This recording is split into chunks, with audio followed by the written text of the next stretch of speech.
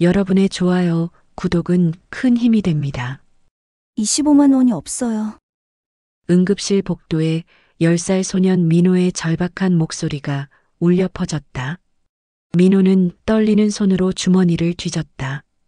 손에 쥐어진 건 고작 10,000원짜리 2장. 할머니가 이틀 동안 새벽부터 폐지를 주워 모은 돈의 전부였다. 할머니, 민호의 목소리가 떨렸다. 옆 벤치에 앉은 할머니 김영숙의 얼굴은 창백했다. 입술은 파랗게 질려 있었고 거친 숨소리가 새어나왔다. 괜찮아, 민호야. 할머니는 가쁜 숨을 몰아쉬며 손자의 손을 꼭 잡았다. 선집을 안 하시면 응급처치가 불가능합니다. 간호사는 차트를 들고 다시 한번 말했다. 민호는 고개를 들어 복도를 둘러봤다. 눈이 마주친 사람들은 모두 시선을 피했다. 아무도 손을 내밀지 않았다. 그때였다. 쯧쯧, 병원비도 없으면서 왜 응급실에 오는 거야? 날카로운 목소리가 들렸다. 복도 건너편 벤치, 명품 핸드백을 무릎에 올린 우아한 미녀가 눈살을 찌푸리고 있었다. 박수진 40대 중반. 그녀의 옆에는 코피를 흘리는 아들이 앉아 있었다. 저런 사람들 때문에 우리 같은 사람들이 기다려야 한다니까. 그녀는 고급스러운 가죽 장갑을 끼며 혀를 찼다. 민호는 고개를 숙였다. 귀가 빨개졌다. 제가 내겠습니다. 그때 뒤에서 낮은 목소리가 들렸다. 민호가 뒤를 돌아봤다. 단정한 정장 차림의 중년 남자가 서 있었다.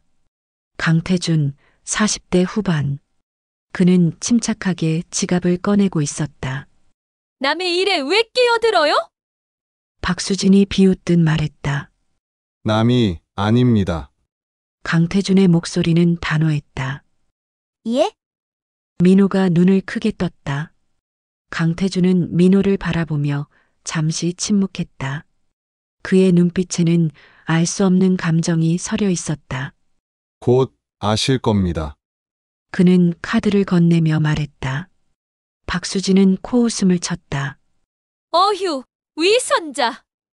남 도와주는 척하면서 폼 잡기는. 하지만 강태준은 그녀를 쳐다보지도 않았다.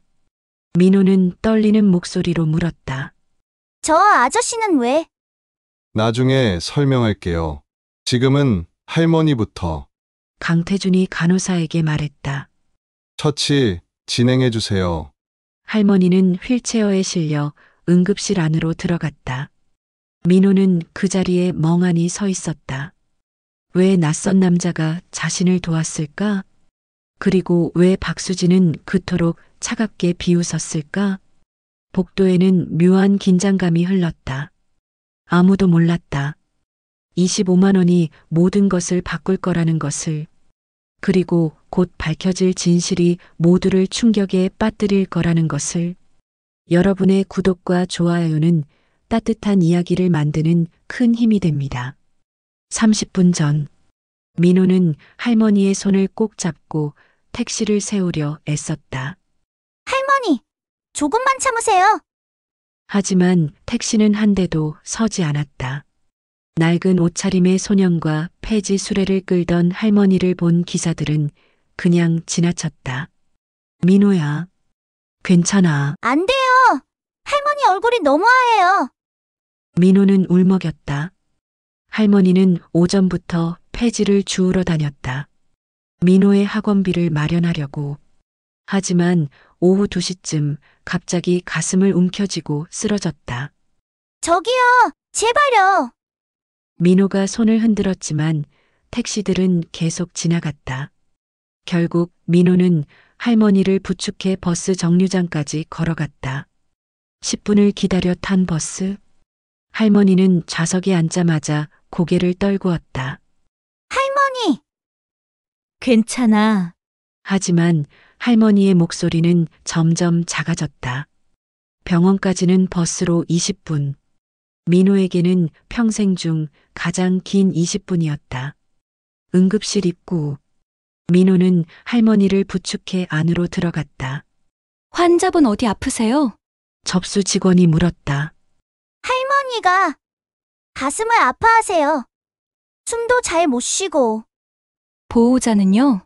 제가 손주예요. 직원은 민호를 위아래로 훑어봤다. 낡은 운동화, 빛바랜 점퍼, 해진 배낭. 보호자 연락처 주세요. 저희 둘밖에 없어요. 그럼 비상 연락망이라도. 없어요. 직원은 한숨을 쉬었다. 일단 대기하세요. 차례되면 부를게요. 민호는 할머니를 복도 벤치에 앉혔다. 할머니, 조금만 기다려요.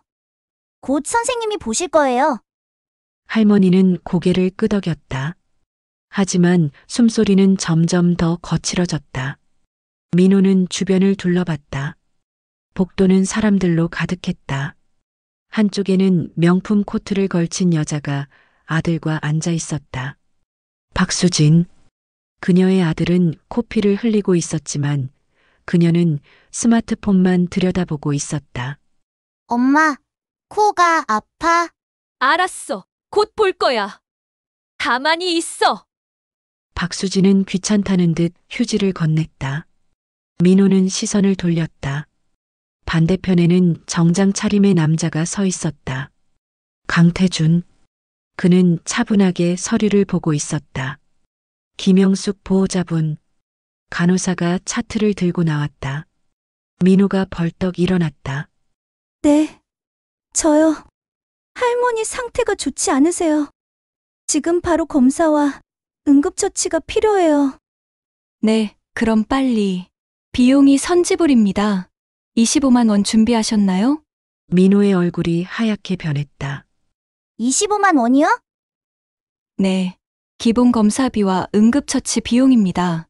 할머니 상태가 심각해서 좀 더 정밀한 검사가 필요하거든요. 민호는 주머니를 뒤졌다. 10,000원짜리 2장. 이게 전부였다. 저 2만 원밖에 없는데요. 간호사는 난처한 표정을 지었다. 그럼 곤란한데요. 선지불 원칙이거든요. 그럼 어떻게 해요? 할머니가 너무 아픈데. 보호자한테 연락하시든지 아니면 카드라도. 없어요. 저희 둘밖에 없어요. 간호사는 한숨을 쉬었다. 그럼 일단 대기하세요. 다른 방법을 찾아보시고. 네? 그럼 할머니는요? 응급 환자가 아니면 순서대로밖에. 응급환자 맞아요. 할머니 얼굴 좀 보세요. 민호의 목소리가 커졌다. 복도에 있던 사람들이 하나둘 쳐다봤다. 박수진이 눈살을 찌푸렸다. 쯔쯔, 시끄럽게. 병원비도 없으면서 왜 응급실에 와? 그녀는 아들에게 속삭였다. 저런 사람들 때문에 우리 같은 사람들이 기다려야 한다니까. 25만 원도 없으면서 무슨 병원이야. 민호는 그 말을 듣고 주먹을 꽉 쥐었다. 귀가 빨개졌다. 하지만 아무 말도 할 수 없었다. 사실이니까. 돈이 없는 게 사실이니까. 저기 정말 방법이 없나요? 민호는 간호사에게 애원했다. 미안하지만 규정이에요. 25만 원 없으면 처치가 불가능해요. 그 순간이었다. 제가 내겠습니다. 뒤에서 낮은 목소리가 들렸다. 민호가 뒤를 돌아봤다. 강태준이 지갑을 꺼내며 서 있었다. 복도에 순간 정적이 흘렸다. 강태준은 침착하게 카드를 꺼냈다. 25만 원이라고 하셨죠? 간호사가 고개를 끄덕였다. 네, 맞습니다. 여기요. 강태준이 카드를 건넸다. 민호는 그 모습을 멍하니 바라봤다. 저기, 아저씨, 됐다. 할머니부터 보시게. 강태준의 목소리는 단호했다. 간호사가 카드를 받아 결제를 진행했다. 감사합니다. 바로 처치 들어가겠습니다. 할머니가 휠체어에 실려 응급실 안으로 들어갔다. 민호는 황급히 뒤따라가려 했지만 간호사가 손으로 막았다. 보호자는 밖에서 대기하세요. 곧 나올 거예요. 걱정 마세요. 응급실 문이 닫혔다. 민호는 그 자리에 멍하니 서 있었다. 강태준이 다가왔다. 괜찮을 거다. 감사합니다. 민호의 목소리가 떨렸다. 이름이 뭐니? 이민호요. 민호야, 할머니는 금방 나오실 거야. 강태준은 민호의 어깨를 가볍게 두드렸다. 그때였다. 어머, 정말 대단하시네요. 박수진의 비꼬는 목소리가 들렸다. 그녀는 다리를 꼬고 앉아 강태준을 쳐다보고 있었다. 남 도와주시는 걸 보니 돈이 많으신가 봐요. 25만 원을 그냥 척척. 강태준은 그녀를 쳐다보지도 않았다. 아니면 착한 척 하시는 건가? 요즘 그런 사람들 많더라고요. SNS에 올리려고. 가난한 애 도와줬다고. 박수진이 킥킥 웃었다. 민호는 주먹을 꽉 쥐었다. 저 아주머니는 왜 저래요? 신경 쓰지 마라. 강태준이 조용히 말했다. 하지만 박수진은 멈추지 않았다. 근데 정말 웃긴 게 병원비도 없으면서 병원에 오는 사람들이에요. 미리 준비를 하든가. 25만 원이 얼마라고. 그녀는 명품 핸드백을 쓰다듬으며 말했다.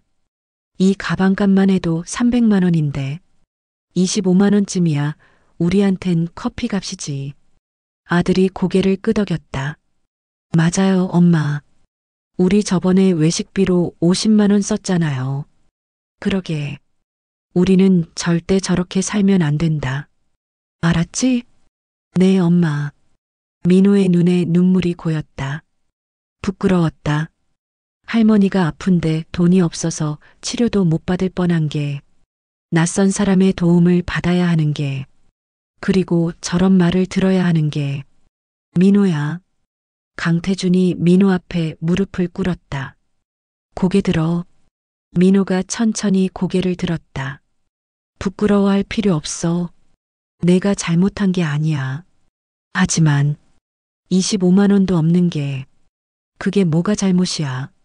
할머니를 여기까지 모시고 온 내가 대단한 거야. 10살밖에 안 됐는데. 강태준의 목소리는 따뜻했다. 민호는 눈물을 훔쳤다. 감사합니다. 꼭 갚을게요. 25만 원. 할머니랑 폐지 주어서라도. 그런 거 신경 쓰지 마. 안 돼요. 할머니가 그러셨어요. 남한테 빚지고 살면 안 된다고. 민호의 목소리는 떨렸지만 단호했다. 강태준은 잠시 민호를 바라봤다. 너 정말 할머니 닮았구나. 네. 아니다. 나중에 얘기하자. 강태준이 일어서려는 순간 박수진이 다시 입을 열었다. 근데 진짜 궁금해서 그러는데요. 저 애랑 무슨 관계세요? 설마 친척도 아니고 그냥 모르는 사람 도와주신 거예요? 요즘 세상에 25만 원이나? 박수진은 믿을 수 없다는 표정을 지었다. 남 도와줄 돈 있으면 본인 가족한테나 쓰시죠. 이상한 사람. 강태준이 천천히 그녀를 돌아봤다. 남이 아닙니다. 예. 박수진이 눈을 깜빡였다. 남이 아니라고요? 에이, 무슨 소리예요. 저 애가 아들도 아니고. 강태준의 목소리는 단호했다. 민호도 눈을 크게 떴다. 아저씨, 그게 무슨... 나중에 설명하마. 강태준이 민호를 보며 말했다.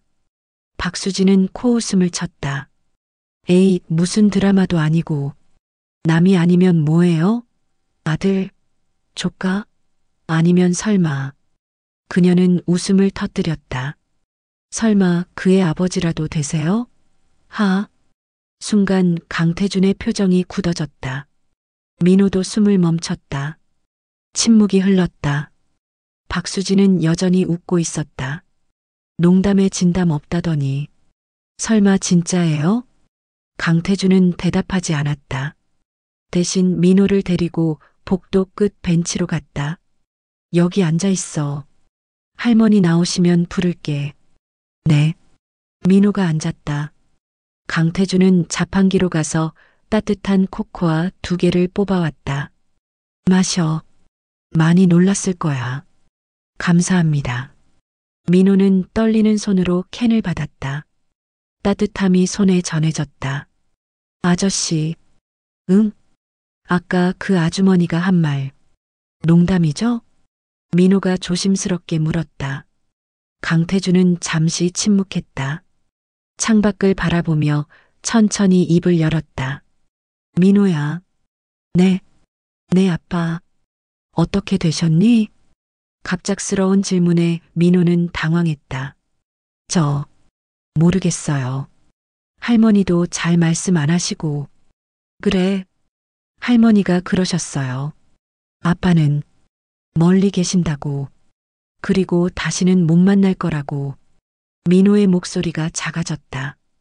강태준의 손이 떨렸다. 그의 주머니에서 낡은 사진 한 장이 삐져나와 있었다. 사진 속에는 어린 소년과 젊은 여자가 웃고 있었다.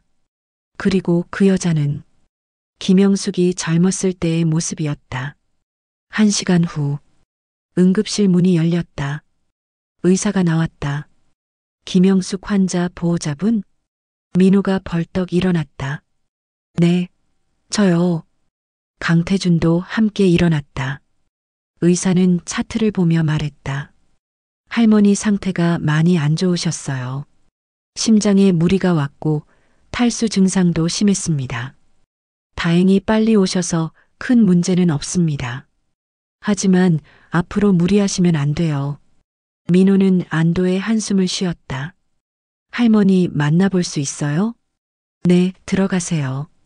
깨어나셨어요. 민호는 응급실로 뛰어들어갔다. 강태준은 의사를 붙잡았다. 선생님, 잠깐만요. 네. 할머니 상태가 정확히 어떤가요? 의사는 잠시 망설이다 말했다. 솔직히 말씀드리면 영양 상태가 매우 안 좋습니다. 오랫동안 제대로 드시지 못한 것 같아요. 그리고 심장도 약해지셨어요. 정기적인 검진과 약 처방이 필요한데 의사는 차트를 보며 한숨을 쉬었다. 보험이 없으시더라고요. 치료비가 부담되실 텐데 제가 내겠습니다. 강태준이 단호하게 말했다. 네. 할머니 치료비, 앞으로 필요한 거 전부 제가 내겠습니다. 의사는 놀란 표정을 지었다. 하지만 가족도 아니신데. 가족입니다. 강태준의 목소리는 흔들리지 않았다. 알겠습니다. 그럼 이번 수속을 밟으시죠. 의사가 사라지고 강태준은 응급실 문을 바라봤다. 안에서는 민호의 목소리가 들렸다. 할머니, 괜찮으세요? 그래. 민호야, 미안하다. 왜 미안해요? 할머니가 아픈 게 제 잘못도 아닌데. 돈도 없는데 병원까지 오게 해서. 괜찮아요. 착한 아저씨가 도와주셨어요. 할머니의 목소리가 떨렸다. 누가? 모르는 아저씨요. 25만 원을 대신 내주셨어요. 뭐?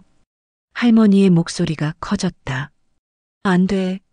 민호야, 그거 갚아야 해. 우리가 남한테 신세지면 안 돼. 알아요. 제가 꼭 갚을 거예요. 강태준은 문 앞에서 그 대화를 듣고 있었다. 가슴이 먹먹했다. 그때였다. 쯧쯧, 아직도 여기 계세요? 뒤에서 박수진의 목소리가 들렸다. 강태준이 돌아봤다. 박수진은 아들의 손을 잡고 서 있었다. 착한 일 하셨으니 이제 가셔도 되는 거 아니에요? 아니면 계속 저 애들 뒷바라지 하실 건가요? 에이, 그렇게까지 하실 필요 없어요. 어차피 남인데. 25만 원도 아깝게. 박수진은 비웃으며 말했다. 저런 애들은요, 도와줘봤자 나중에 또 손 벌려요. 가난이 대물림되는 이유가 뭔지 아세요? 노력을 안 하니까요. 할머니도 저 나이에 폐지나 죽고 손주도 공부는 안 하고 병원에나 와 있고.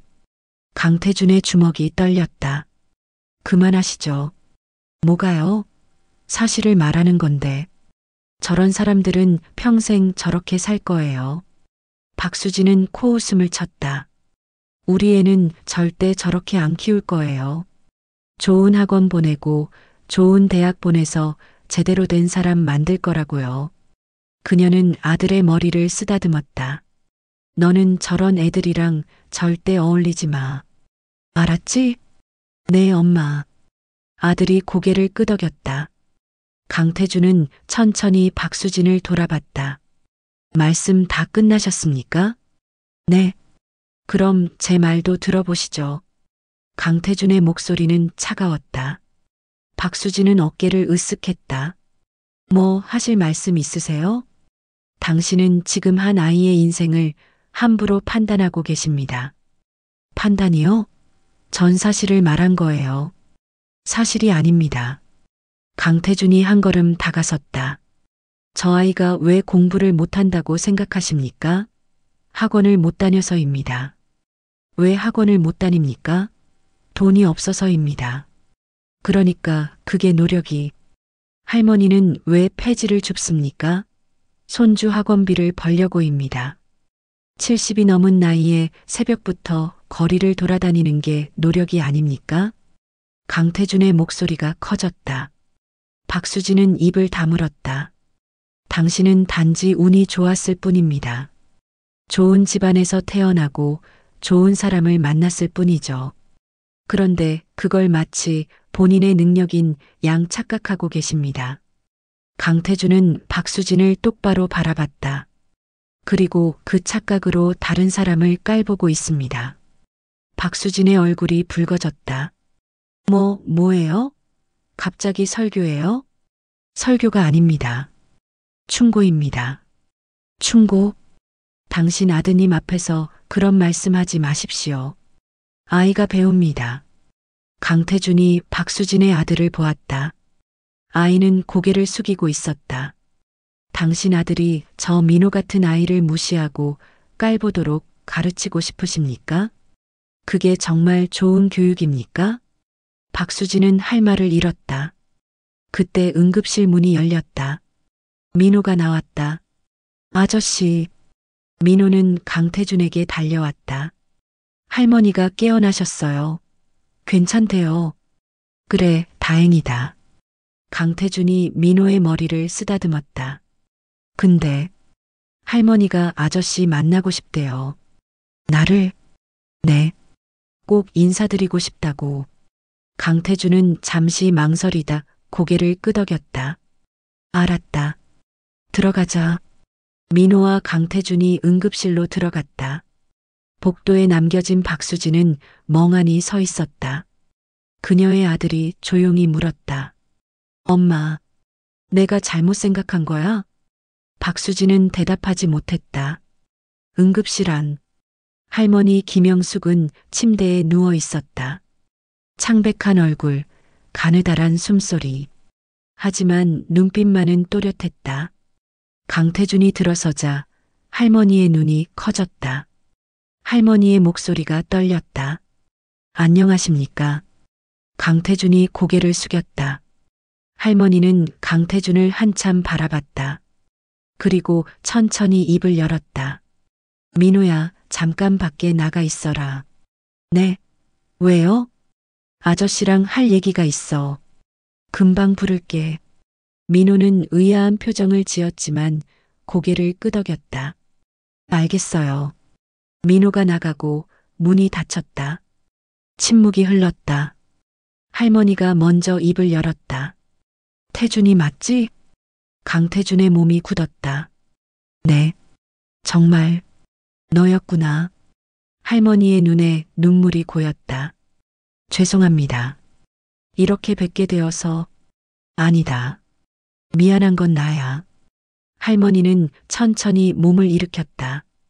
25년 만이구나. 네. 많이 변했어. 그때 그 철없던 애가. 할머니는 강태준을 위아래로 훑어봤다. 이렇게 의젓해지다니. 강태준은 고개를 숙였다. 할머니, 죄송합니다.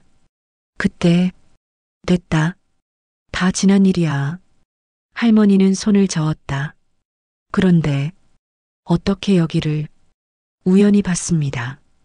민호를. 강태준의 목소리가 떨렸다. 처음엔 믿을 수 없었어요. 너무 닮아서 혜진이를 닮았더군요. 할머니의 얼굴이 굳어졌다. 혜진이 얘기는 하지 마라. 하지만 그 애는 죽었어. 10년 전에. 할머니의 목소리는 냉정했다. 강태준은 주먹을 꽉 쥐었다. 알고 있습니다. 소식 들었습니다. 그래서 더 찾았어야 했는데, 민호를 찾았어야 했는데, 강태준의 목소리가 떨렸다. 미안합니다. 제가 그때 도망쳤습니다. 할머니는 고개를 저었다. 너 잘못이 아니야. 아닙니다. 제 잘못입니다. 강태준이 할머니를 똑바로 봤다. 혜진이가 임신했다고 했을 때 저는 도망쳤습니다. 너무 어렵고 무서웠습니다. 책임질 자신이 없었어요. 강태준의 눈에 눈물이 맺혔다. 그리고 해외로 떠났습니다. 유학이라는 핑계로. 할머니는 침묵했다. 혜진이한테 연락도 안 했습니다. 할머니한테도 그냥 도망쳤습니다. 그래, 넌 도망쳤지. 할머니의 목소리는 담담했다. 그 바람에 혜진이는 혼자 애를 낳았어. 혼자 키웠지. 주변 사람들 손가락질 받아가면서 미혼모라고 수군거리는 소리 들어가면서 할머니는 눈을 감았다. 그렇게 10년을 버텼어. 민호를 위해서. 강태준은 고개를 떨구었다. 죄송합니다. 그런데 교통사고로 죽었지. 민호가 겨우 5살 때. 할머니의 목소리가 떨렸다. 마지막으로 한 말이 뭔지 아니? 민호 잘 부탁한다고. 아빠 없이 자라도 비뚤어지지 않게 키워달라고. 강태준의 눈에서 눈물이 흘러내렸다. 할머니, 됐다. 이제 와서 미안하다고 해봤자 소용없어. 할머니는 차갑게 말했다. 민호는 아빠 없이도 잘 크고 있어. 그리고 앞으로도 없이 클 거야. 할머니가 강태준을 쳐다봤다. 25만 원은 고맙다. 나중에 꼭 갚을게. 그런 게 아니라. 하지만 민호한테는 아무 말도 하지 마라. 할머니의 목소리는 단호했다. 아빠가 누군지, 내가 누군지, 아무것도. 그 애는 지금도 충분히 행복해. 아빠 없어도 잘 살고 있어. 할머니는 침대에 다시 누웠다. 그러니 넌 그냥 가라. 없던 사람처럼. 강태준은 할 말을 잃었다. 그때 문이 열렸다. 민호가 고개를 빼꼼 내밀었다.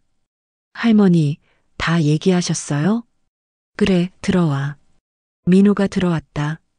강태준을 보며 웃었다. 아저씨, 할머니한테 인사 받으셨어요? 응.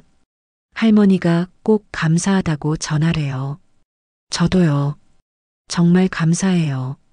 민호는 90도로 허리를 숙였다. 강태준은 그 모습을 바라봤다. 가슴이 미어졌다.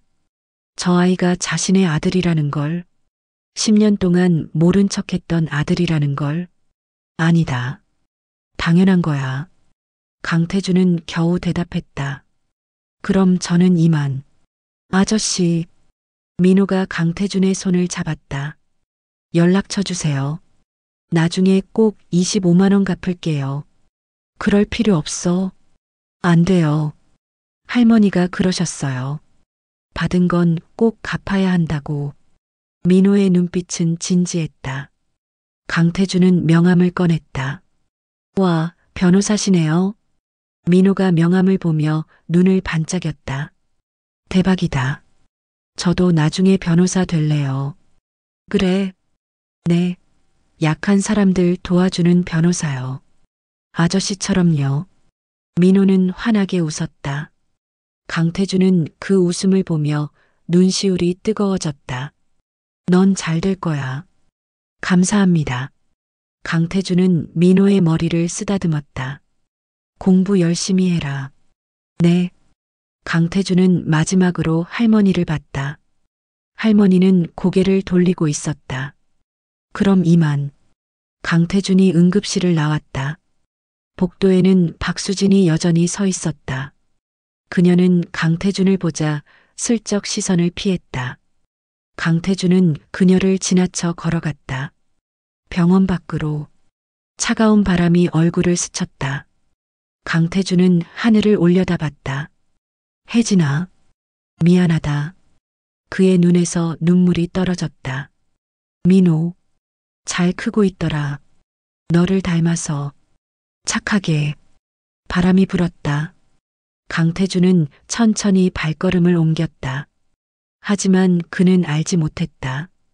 이것이 끝이 아니라는 것을, 곧 모든 것이 바뀔 거라는 것을. 민호는 학교에서 돌아와 집에 들어섰다. 반지하 단칸방. 곰팡이 냄새가 코를 찔렀다. 할머니, 다녀왔어요. 하지만 대답이 없었다. 민호는 가방을 내려놓고 안으로 들어갔다. 할머니는 이불을 덮고 누워 있었다. 할머니? 응, 왔니? 할머니의 목소리는 힘이 없었다. 왜요? 어디 아파요? 민호가 다가갔다. 아니다. 그냥 좀 피곤해서. 병원 가야 하는 거 아니에요? 괜찮아. 약 먹었어. 할머니는 손을 저었다. 민호는 걱정스러운 눈으로 할머니를 봤다. 할머니, 오늘은 폐지 안 주우셔도 돼요. 제가 편의점 알바 구할게요. 안 돼. 넌 공부해야지. 하지만, 민호야. 할머니가 민호의 손을 잡았다. 넌 나처럼 살면 안 돼. 알았지? 공부 열심히 해서 좋은 사람 되어라. 그게 할머니 소원이야.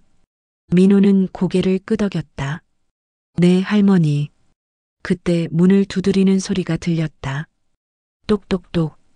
누구세요? 민호가 문을 열었다. 밖에는 정장 차림의 남자가 서 있었다. 강태준이었다. 아저씨. 민호의 얼굴이 환해졌다. 어떻게 여기를? 명함에 적힌 주소로 왔다. 강태준이 말했다. 잠깐 들어가도 될까? 아, 네. 들어오세요. 민호가 문을 활짝 열었다. 강태준이 방 안으로 들어섰다. 좁은 방, 낡은 가구, 벽지가 떨어진 벽. 그의 표정이 굳어졌다. 할머니. 강태준이 침대로 다가갔다. 할머니는 그를 보고 눈을 크게 떴다. 왜 왔어? 할머니 상태가 궁금해서요. 나갔다고 했잖아. 할머니의 목소리는 차갑했다. 할머니, 아저씨가 찾아오셨는데 그러시면 안 되죠. 민호가 황급히 말했다. 민호야, 넌 밖에 나가 있어. 왜요? 어른들 얘기 좀 할 게 있어. 민호는 어쩔 수 없이 밖으로 나갔다. 문이 닫히자 할머니가 입을 열었다. 왜 왔냐고. 이것 좀 보십시오. 강태준이 서류 봉투를 꺼냈다. 뭐야 이게. 할머니 치료비 영수증입니다. 강태준이 또 다른 서류를 꺼냈다. 민호학원 등록 서류입니다. 할머니의 얼굴이 굳어졌다. 무슨 짓이야? 제가 낼 겁니다. 치료비도 학원비도. 안 돼. 할머니가 벌떡 일어났다. 우린 네 돈 필요 없어. 할머니, 25만 원도 갚을 거야. 조금만 기다려. 그게 아니라 민호는 내가 키운다. 네가 끼어들 일 없어. 할머니의 목소리가 떨렸다. 강태준은 할머니를 똑바로 봤다. 할머니, 이렇게 살 수는 없습니다. 뭐? 이 좁은 방에서 아픈 몸으로 폐지를 주우면서 민호를 키울 수는 없어요. 민호는 학원도 못 다니고 친구들한테 놀림도 받습니다. 강태준의 목소리가 커졌다. 그게 정말 민호를 위한 겁니까? 할머니는 입술을 깨물었다. 넌 몰라. 뭘 모릅니까? 네가 10년 동안 어디 있었는데 이제 와서 아빠 행세야? 할머니가 소리쳤다. 민호는 네 없이도 잘 컸어. 앞으로도 그럴 거야. 하지만 이렇게는 안 됩니다. 민호한테는 더 나은 환경이 필요합니다. 교육도 건강도. 강태준이 할머니 손을 잡았다. 제발 제 도움을 받으십시오. 할머니는 고개를 저었다. 안 돼. 네가 도와주면 민호가 알게 돼. 네가 아빠라는 걸. 그럼 민호는. 할머니의 눈에 눈물이 고였다. 상처받을 거야. 10년 동안 자기를 버렸던 아빠가 갑자기 나타났다는 걸 알면 강태준은 할 말을 잃었다. 그러니까 제발 그냥 가줘. 없던 사람처럼. 그때 문이 벌컥 열렸다. 민호가 서 있었다. 얼굴이 새하얗게 질려 있었다. 아빠. 민호의 목소리가 떨렸다. 할머니와 강태준이 얼어붙었다. 민호야. 아저씨가 제 아빠예요? 민호가 강태준을 봤다. 강태준은 대답할 수 없었다. 10년 동안 저를 버렸던.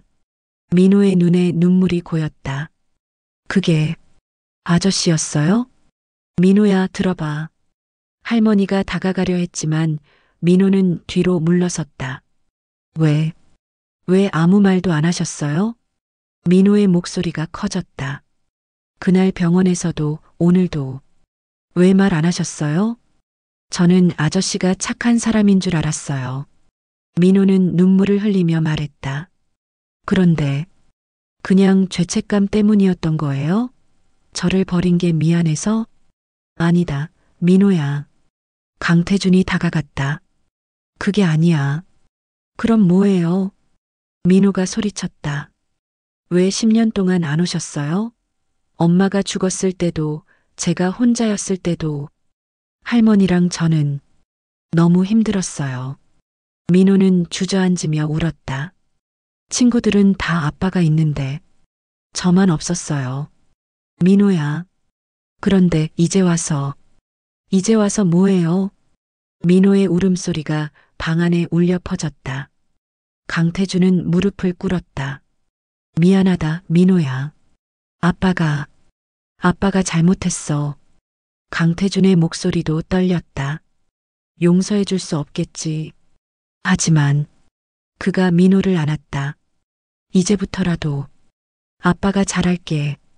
민호는 강태준의 품에서 울었다. 할머니도 눈물을 흘렸다. 그렇게 한참을 울고 나서야 민호가 입을 열었다. 정말요? 응, 정말. 이제부터 아빠 할 거예요? 민호가 고개를 들었다. 강태준은 민호의 눈을 똑바로 봤다. 그래, 약속한다. 저 안 버리고요? 절대. 강태준이 민호의 머리를 쓰다듬었다. 아빠가 평생 지켜줄게. 민호는 다시 울음을 터뜨렸다. 하지만 이번에는 조금 다른 눈물이었다. 3개월 후, 민호는 깨끗한 원룸 아파트에서 눈을 떴다. 햇살이 창문으로 들어왔다. 민호야, 일어났니?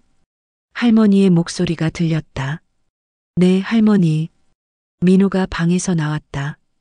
거실에는 할머니가 아침 식사를 차리고 있었다. 예전과 달리 얼굴에 혈색이 돌았다. 오늘 학원 가는 날이지? 네, 수학학원이요. 민호는 환하게 웃었다. 열심히 하렴. 네. 민호는 밥을 먹으며 창밖을 봤다. 3개월 전과는 완전히 달라진 삶. 강태준은 약속을 지켰다. 새 집을 구해줬고 할머니 치료비를 모두 냈다. 민호의 학원도 등록해줬다. 하지만 그는 민호 앞에 자주 나타나지 않았다. 아빠, 요즘 바쁘신가 봐. 민호가 중얼거렸다. 그러게. 한 달에 한 번 정도 오시더라. 할머니가 말했다. 하지만 돈은 꼬박꼬박 보내주시고 민호는 괜히 아쉬웠다. 이제 아빠를 찾았는데 자주 못 보니까. 그때 초인종이 울렸다. 누구지? 할머니가 문을 열었다. 강태준이 서 있었다. 아빠. 민호가 달려갔다. 왔구나. 강태준이 민호를 안아 올렸다. 오늘 시간 돼? 네. 학원은 오후에 있어요. 그럼 점심 먹으러 갈까? 좋아요. 민호는 신이 났다. 할머니도 함께 나갔다. 강태주는 민호와 할머니에게 메뉴판을 건넸다. 먹고 싶은 거 마음껏 시켜. 진짜요? 민호의 눈이 반짝였다. 민호는 메뉴판을 들여다봤다. 그런데 갑자기 옆 테이블에서 익숙한 목소리가 들렸다. 어머, 여기 음식 정말 별로네. 돈만 비싸고. 민호가 고개를 돌렸다. 박수진이었다. 그녀는 아들과 함께 앉아 있었다. 엄마, 저 파스타 먹을래요. 그래, 시켜줄게. 우리 아들 좋은 거 먹어야지. 박수진은 여전히 명품 옷차림이었다. 그때 그녀의 시선이 민호 쪽으로 향했다. 그녀는 민호를 알아봤다. 어머, 저 애. 그때 그 애 아니야? 누구요, 엄마? 응급실에서 봤던, 병원비도 없던. 박수진이 민호를 쳐다봤다. 민호도 그녀를 봤다. 박수진은 민호의 깔끔한 옷차림을 보고 눈을 깜빡였다. 옷을 제법 입었네? 그녀는 웃으며 말했다. 그 아저씨가 계속 도와주나 봐. 참 착하긴 하네. 민호는 기분이 나빴다. 하지만 아무 말도 하지 않았다. 강태준이 먼저 입을 열었다. 안녕하십니까? 아, 네. 박수진은 어색하게 웃었다. 그때 이후로 잘 지내셨어요? 덕분에. 강태준의 목소리는 건조했다. 그나저나 신기하네요. 아직도 저 애를 돌보시고. 박수진이 민호를 쳐다봤다. 진짜 대단하세요. 남의 애인데. 남의 애가 아닙니다. 강태준이 차갑게 말했다. 제 아들입니다. 박수진의 표정이 굳어졌다. 네. 민호는 제 아들입니다. 강태준이 민호의 어깨에 손을 얹었다. 박수진은 입을 다물지 못했다. 그럼. 그때부터 알고 있었습니다. 강태준의 목소리는 단호했다. 박수진의 얼굴이 붉어졌다. 그녀는 그때 했던 말들이 떠올랐다. 병원비도 없으면서 왜 응급실에 와? 저런 사람들은 평생 저렇게 살 거예요. 가난이 대물림되는 이유가 뭔지 아세요? 자신이 했던 모든 말이 강태준의 아들에게 향했던 것이다. 박수진은 할 말을 잃었다. 그때 식당 문이 열렸다. 정장 차림의 남자가 들어왔다. 여보. 박수진이 그 남자를 불렀다. 남자는 박수진에게 다가왔다. 미안, 늦었어. 회의가 길어져서. 그런데 남자는 강태준을 보고 얼어붙었다. 강 변호사님? 오, 박 이사님. 강태준이 고개를 끄덕였다. 남자는 박수진의 남편이었다. 그리고 강태준이 일하는 로펌의 의뢰인이었다. 여기서 뵙네요. 네, 가족들과 식사 중입니다.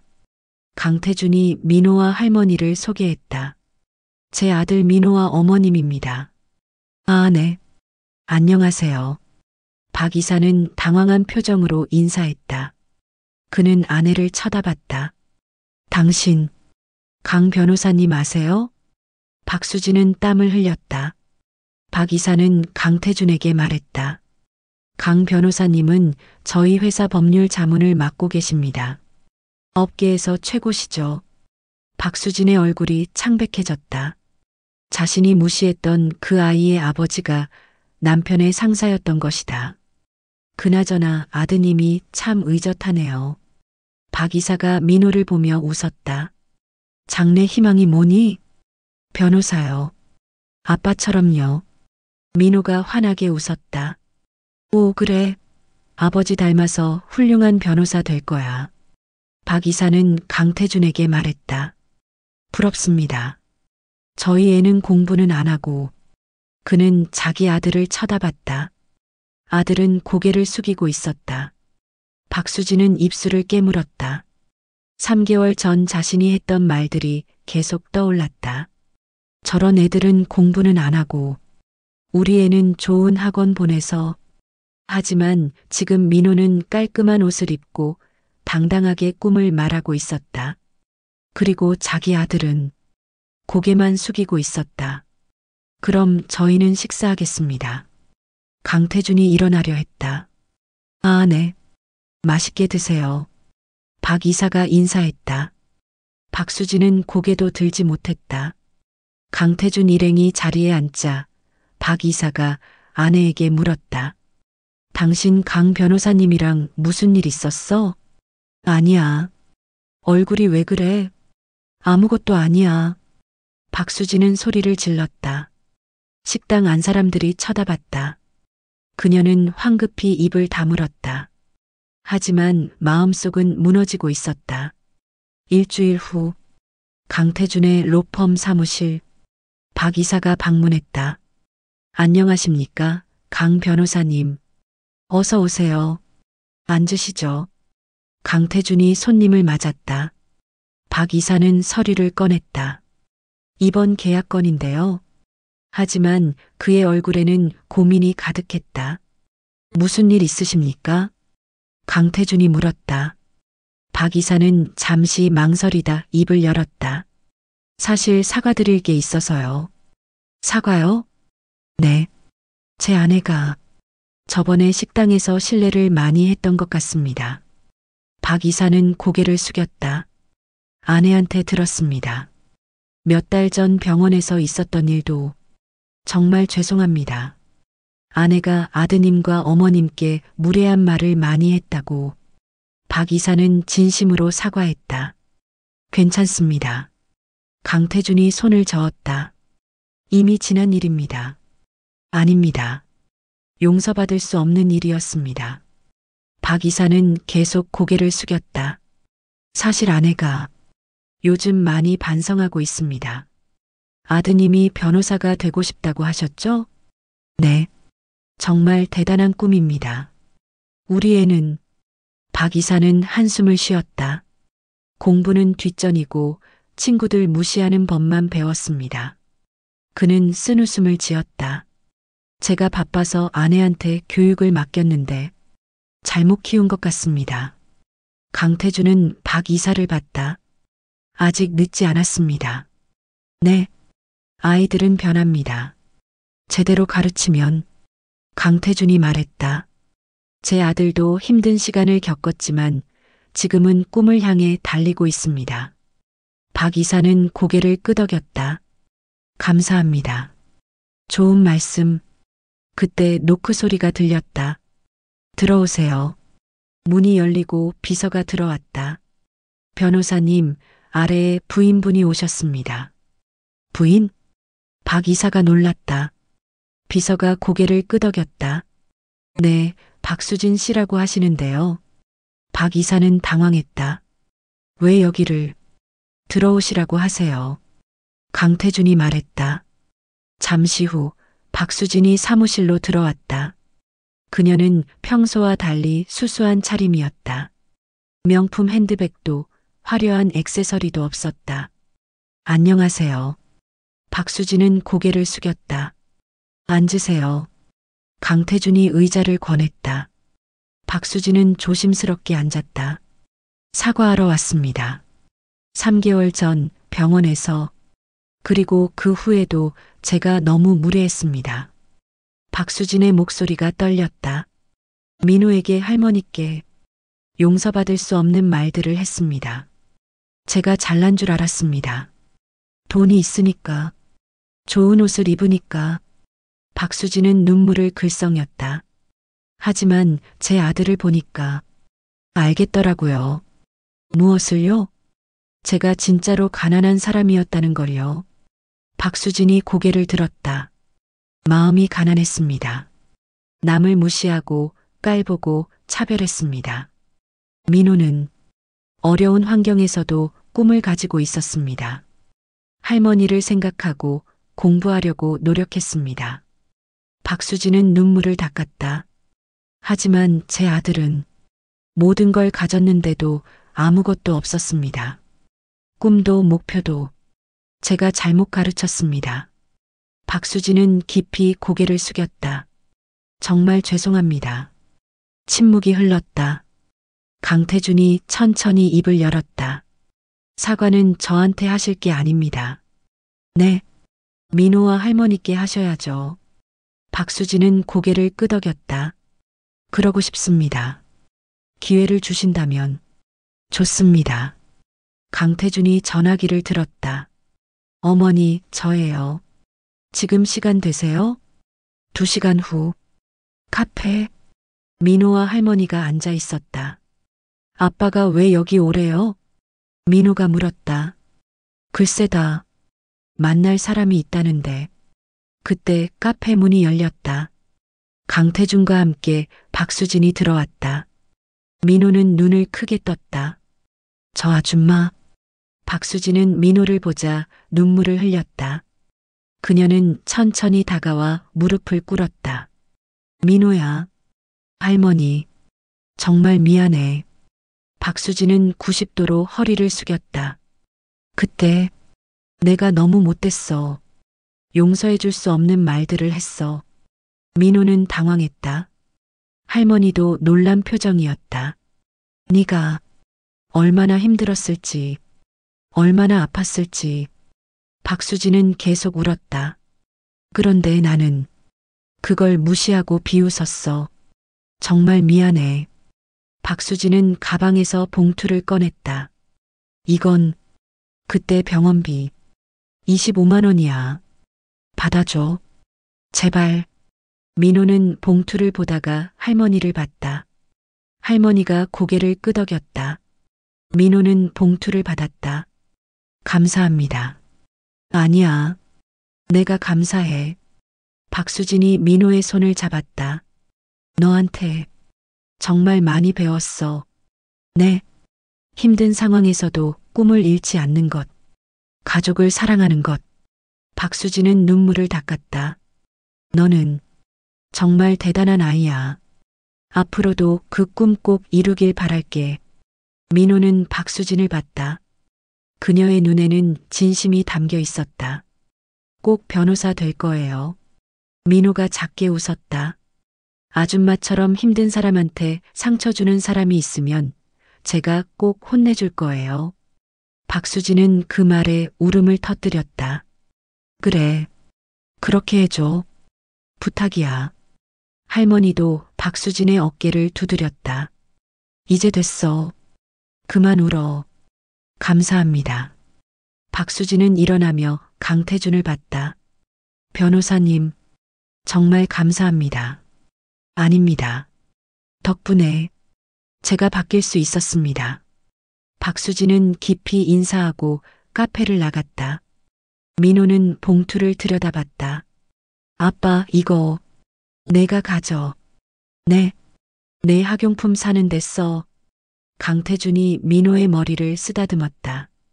넌 정말 잘하고 있어. 민호는 환하게 웃었다. 감사합니다, 아빠. 강태준은 민호를 안았다. 창밖으로 박수진이 걸어가는 모습이 보였다. 그녀의 걸음은 예전보다 가벼워 보였다. 그리고 그녀의 옆에는 아들이 함께 걷고 있었다. 아들이 무언가를 물었고 박수진은 웃으며 대답했다. 예전과는 다른 모습이었다. 변화는 시작되고 있었다. 5년 후 법원 앞 15살이 된 민호는 교복을 입고 서 있었다. 키도 훌쩍 자라고 얼굴에는 자신감이 넘쳤다. 할머니, 저기 아빠다. 민호가 손을 흔들었다. 강태준이 법원에서 나왔다. 변호사 가운을 입은 그의 모습은 당당했다. 오늘 재판은 어떠셨어요? 민호가 물었다. 이겼지. 당연히. 강태준이 웃으며 민호의 머리를 쓰다듬었다. 우리 민호도 곧 여기 서겠지? 네. 꼭 변호사 될 거예요.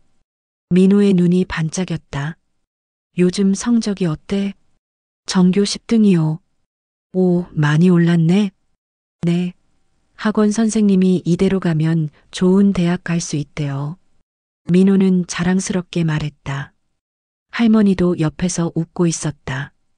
예전과 달리 건강해진 모습이었다. 민호야, 오늘 저녁에 손님이 온다. 강태준이 말했다. 누구요? 박 이사님 가족. 아, 그 아저씨요? 민호가 고개를 끄덕였다. 지난 5년간 박 이사 가족과는 가까워졌다. 박수진은 완전히 변했다. 더 이상 남을 무시하지 않았고 봉사활동도 열심히 했다. 그녀의 아들도 많이 달라졌다. 공부도 열심히 하고 친구들을 도왔다. 저녁, 강태준의 집, 넓은 거실에 모두가 모였다.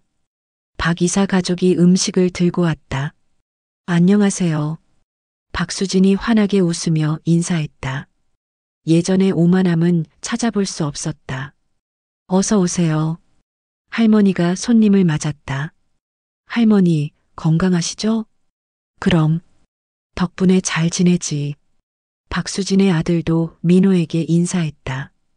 형, 오랜만이에요. 그래, 잘 지냈어? 네. 이번 시험에서 반에서 5등 했어요. 오, 대박. 많이 올랐네. 민호가 엄지를 치켜 세웠다. 형 덕분이에요. 형이 공부 방법 알려줘서. 박수진의 아들은 민호를 존경하는 눈빛으로 봤다. 모두가 식탁에 앉았다. 건배. 잔을 부딪혔다. 박 이사가 강태준에게 말했다. 강 변호사님, 정말 감사합니다. 무슨 말씀을요? 5년 전 그날, 우리 가족이 완전히 바뀌었습니다. 박 이사는 진심으로 말했다. 아내도 아들도, 그리고 저도. 박수진이 고개를 끄덕였다. 정말 부끄러웠어요. 5년 전에 제가, 이제 다 지난 일이에요. 할머니가 웃으며 말했다. 지금 이렇게 좋은 사람들이 되셨잖아요. 할머니. 박수진은 눈시울이 붉어졌다. 저는 평생 잊지 못할 거예요. 그때 민호가 준 교훈을. 그녀는 민호를 봤다. 가난이 사람을 정의하는 게 아니라 마음이 사람을 정의한다는 것. 민호는 부끄럽게 웃었다. 제가 뭘 했다고요? 아니야. 너는 내게 가장 큰 가르침을 줬어. 박수진이 민호의 손을 잡았다. 진짜 부자가 누구인지 알려줬어. 식사가 끝나고 모두 거실에 모였다. 민호는 박수진의 아들과 게임을 했다. 어른들은 차를 마시며 이야기를 나눴다. 민호, 정말 많이 컸네요. 박 이사가 말했다. 네. 이제 고등학생이에요. 강태준이 자랑스럽게 말했다. 꿈이 아직도 변호사죠? 네. 아빠처럼 약한 사람들을 돕는 변호사요. 민호가 대답했다. 박수진이 웃었다. 꼭 될 거야. 넌 할 수 있어. 감사합니다, 아줌마. 그때 박 이사가 가방에서 봉투를 꺼냈다. 민호야, 이거 뭐예요? 장학금이야. 우리 회사에서 주는. 장학금이요? 민호가 놀랐다. 네. 어려운 환경에서도 꿈을 잃지 않는 학생들에게 주는 거야. 박 이사가 설명했다. 사실 5년 전 너를 보고 만든 제도야. 너처럼 힘든 상황에서도 포기하지 않는 아이들을 돕고 싶었어. 민호는 봉투를 받으며 눈물을 글썽였다. 감사합니다. 아니야. 우리가 감사하지. 박수진이 민호를 안았다. 내가 우리를 바꿔줬어. 더 나은 사람으로. 강태준도 감동한 표정으로 그 모습을 봤다. 할머니는 조용히 눈물을 닦았다. 5년 전 25만 원이 없어서 절망했던 그 순간. 하지만 지금은 모든 게 달라졌다. 민호는 꿈을 향해 달리고 있었다. 할머니는 건강을 되찾았다. 강태준은 아들과 함께 있었다. 그리고 박수진 가족도 변했다. 모두가 더 나은 사람이 되었다. 민호야. 강태준이 민호를 불렀다. 네, 아빠. 5년 전 기억나니? 병원에서. 네. 잊을 수가 없어요. 민호가 고개를 끄덕였다. 그때 아빠가 한 말 기억해? 남이 아니라고 하셨죠. 그래. 강태준이 민호의 어깨에 손을 얹었다. 넌 내 아들이야. 그리고 앞으로도 영원히. 네, 아빠. 민호는 강태준을 안았다. 박수진은 그 모습을 보며 남편에게 속삭였다. 우리도 저렇게 해야 해. 아들한테. 그래. 진짜 사랑을 주자. 박 이사가 고개를 끄덕였다. 그들의 아들은 민호를 보며 생각했다. 나도 형처럼 될 거야. 착한 사람. 창밖으로 해가 지고 있었다. 따뜻한 노을이 거실을 비췄다. 그 빛 속에서 모두가 웃고 있었다. 5년 전 25만 원 때문에 시작된 이야기. 하지만 그것은 단순히 돈의 문제가 아니었다. 인간의 존엄, 가족의 사랑, 그리고 변화의 용기. 민호는 창밖을 보며 중얼거렸다.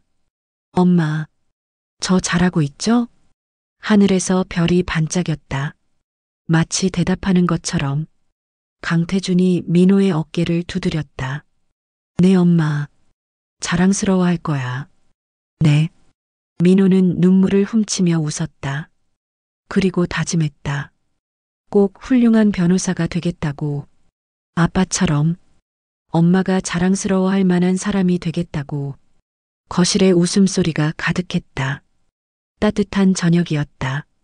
그리고 이것은 끝이 아니었다. 새로운 시작이었다. 민호의, 그리고 모두의. 여러분, 민호의 이야기 어떠셨나요?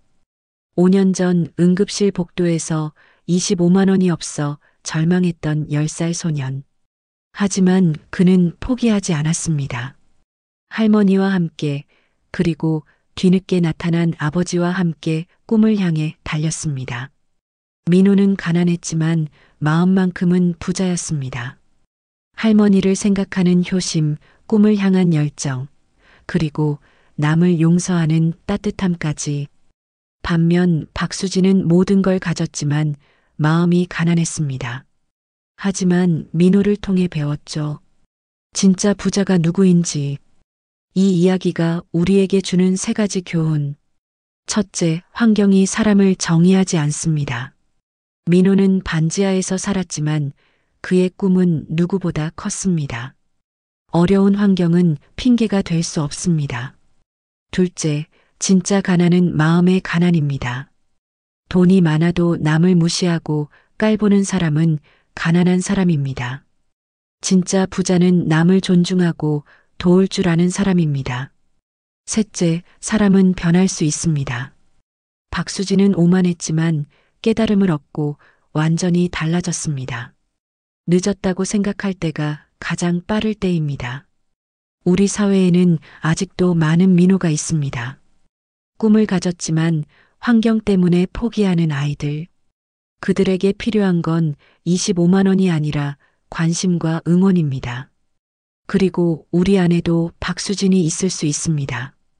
무심코 남을 판단하고 무시하는 마음. 오늘 이 이야기를 통해 한번 돌아보면 어떨까요? 이 영상이 여러분의 마음에 작은 울림을 주었다면 구독과 좋아요 부탁드립니다. 여러분의 관심 하나하나가 더 많은 감동 스토리를 만드는 힘이 됩니다. 다음에도 더 좋은 이야기로 찾아뵙겠습니다. 감사합니다.